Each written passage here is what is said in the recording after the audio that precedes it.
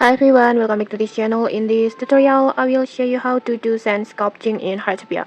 So make sure you have already unlocked this sand sculpting hobby, and if you haven't, just check out my tutorial through the link in the descriptions, or you can just see it at the Heartopia playlist. And then next, just craft a sand base at your workbench. This one. In here you need 8 stone and then quality timber, and then after that just tap on craft. And then just keep in mind that its sand bits can only be used once, so you will need quite a few resources if you want to sculpt often. And then after that, just place the sand base and start sculpting like this. Just tap on place, then just place it at the place that you like. And then in here, just tap on this icon, and then after that you will play a mini game where you need to stop the moving arrow as close as possible to the yellow zone, like this. You can see it.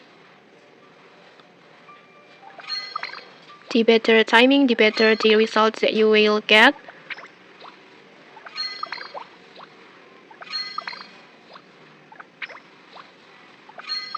Like this, you can see it.